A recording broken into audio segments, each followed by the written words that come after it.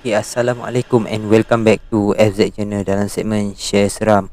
Okay, firstly aku nak cakap aku akan bagi soalan untuk giveaway pada hujung video. Dan firstly aku nak minta maaf sangat if audio quality aku kurang elok sikit pada video yang sebelum ni, which aku first try. Yang ni second try. So insyaAllah aku akan improvekan lagi.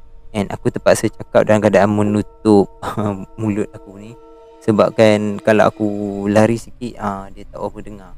Korang boleh nampak beza kan. Okay, so pada episod kali ni aku nak menceritakan tentang pengalaman pramugari diganggu ketika bertugas. Okay, cerita ni mengisahkan tentang seorang pramugari yang kita tahu pramugari ni tugas dia untuk memuaskan hati penumpang ataupun melayan para kerenah penumpang. Dan ada juga tugas-tugas mereka yang lain yang mana aku sendiri pun tak berapa tahu secara detail. Tapi yang seperti yang kita tahu, mereka ni antara pekerjaan yang boleh kata almost 24/7 dalam diorang punya pekerjaan. Bukan 24/7 harian, 24/7 dalam pekerjaan diorang, which almost all the time spend on the plane. So macam banyak habis masa kat kapal terbang lah kan. So macam kita ni mengisahkan tentang seorang pramugari yang mana dia diganggu ketika dalam tugas.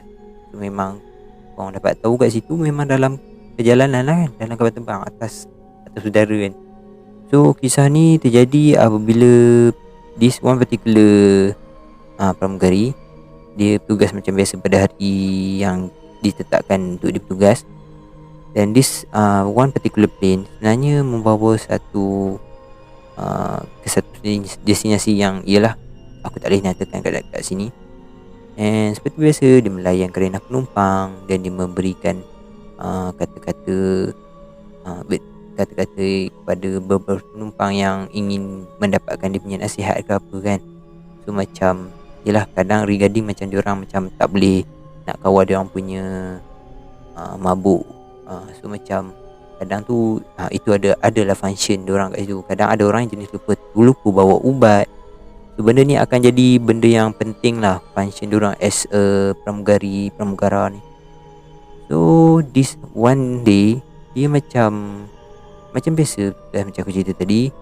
And bila dia tengok ke kiri ke kanan, macam jelas semua penumpang dalam keadaan selesa. Tapi this one particular pakcik macam sedar, macam menyendiri gila dan macam menunjukkan seolah-olah muka kerisauan. So macam dia pergilah ke pakcik tersebut untuk bertanyakan apa-apa soalan. Dengan di benak otak dia ni macam banyak soalan gila dah nak tanya. Tapi bila dia tanya dalam 2 ke 3 soalan kepada pakcik tu, macam contohlah, pakcik sihat, pakcik nak apa-apa yang kekurangan dalam servis kami. Pakcik tu tak jawab walaupun satu ayat, mana macam contoh ya, tak, dia tak jawab satu pun. So macam pramugari ni macam mungkin pakcik ni tak selesa kot dengan approach dia ni. Macam dia pergi. And pada ketika itu juga kebetulan lah kru dia macam ada berkumpul kat belakang, kat tempat kru punya tempat lah kan, tu berkumpul. And bila dia kumpul, dia macam diorang sembang-sembang sama diorang untuk inform news, after news tu, macam keep up to date lah tentang keadaan penerbangan diorang ni kan, if ada apa problem ke apa. And another guy macam pramugara ni macam inform, kata dalam penerbangan kita ni ada bawa satu mayat tau, hantar ke destinasi yang kita nak sampai nanti tu. So macam this one pramugari tak pernah dengar tentang soal ni, macam tak pernah tahu pula kapal terbang boleh bawa mayat. Tentu sebab mostly kita tahu van mayat je bawa. Okay, so macam itu macam dia tak ambil kisah. Tapi dia macam tiba-tiba tanyalah pada kawan-kawan dia yang lain, macam pramugara yang lain. Dia tanya, pakcik tu, korang tadi masa korang lalu-lalu, korang sedar tak masa dia bubur? Dia duduk situ. Sebab nampak dia seorang-seorang saja. Sedangkan yang orang lain semua ada pair apa semua kan. Seolah-olah macam dia memang dia yang sewa satu lorong tu lah, tempat duduk. So pramugari-pramugari lain macam cakap lah, pakcik mana kau cakap ni?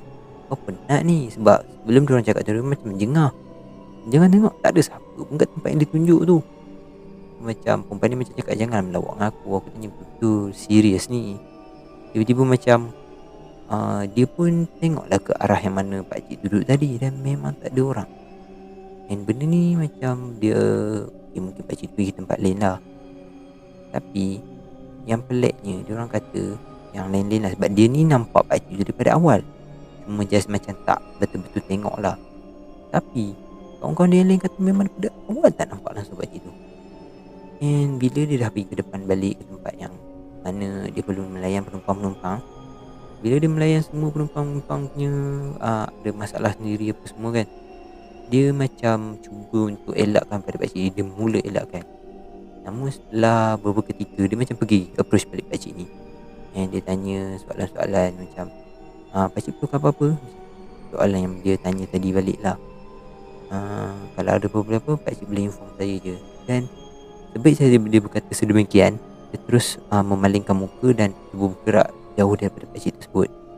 Dan pakcik tersebut telah berkata satu perkataan yang bagi aku memang menyeramkan, di mana kau ada rasa sesuatu ke?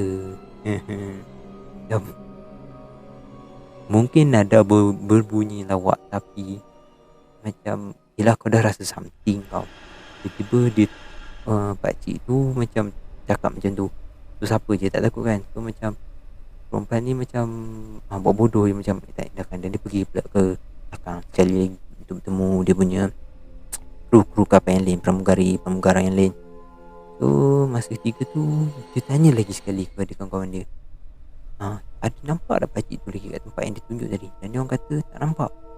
And that particular time dia terus macam ni lah, sebab tadi dia bergegas kan, macam tak logik pakcik tu boleh berjalan jauh. And bila dia tengok sekali memang tak ada pakcik tu.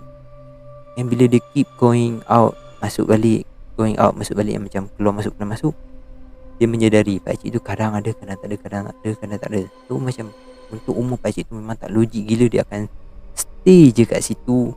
Dia bergerak merata, which akan logik gila kalau dia stay kat situ. Dia bergerak kawasan yang terdekat je. So macam di pramugari dah tahu something wrong lah kat situ, tapi dia macam cekalkan diri, dia kerja je macam biasa, dan dia nak endahkan langsung pakcik tu.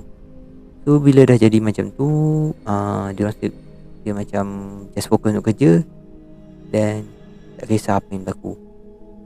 Benda ni yang akhiran dia, bila dia sampai ke destinasi, macam diorang sembang kembali lah, pramugari semua ni berkongsi cerita. Dan di semua pramugara cerita balik pasal yang pakcik tadi punya mayat yang diorang kata nak hantar tu. And diorang cerita lah, mayat ni sebenarnya macam tersenyum je, sebab ada diorang terbuka macam kebetulan, macam mana tak ada satu problem sikit terbuka dia punya tu. Macam nampak kafan dia tu, macam dia dalam keadaan tersenyum dalam berkafan tu. And ada dalam diorang tertangkap gambar, macam sebenarnya nak tangkap gambar pekerjaan tu, macam prosedur buat kerja tu kan. And turn out dia jenazah tu biji macam muka pakcik yang tadi ganggu di pramugari ni. Rumah pramugari ni memang dia tahu ini ada benda memang musik tadi semalam. So sampai sini je lah cerita tu yang aku dapat cerita kan. Okay, untuk soalan kedua untuk giveaway aku ialah, siapakah tetamu undangan yang paling banyak, which seperti yang korang tahu, tetamu undangan yang aku jemput setiap kali sub special, 10 sub special dan 50 sub special. Siapa nama tetamu tu, kawan aku tu. Okey lah, terima kasih kerana menonton video aku dalam video kali ni. Okey lah, jangan lupa untuk share, like, komen dan subscribe channel aku. Dan juga jangan lupa tekan butang loceng untuk dapat notification setiap kali aku post video. Terima kasih juga kerana support aku sampai ke tahap ni. Sekarang dah 100 lebih dah, alhamdulillah gila. And aku akan buat 100 sub special, dan kemungkinan seperti yang aku cakap sebelum ni, mungkin Ahad aku akan post hadiah. Tapi InsyaAllah aku akan try pin siapa yang jawab betul tu dekat hari Sabtu ni, InsyaAllah lah, kalau aku dapat buat video tu. Okay, terima kasih. Assalamualaikum. Bye bye.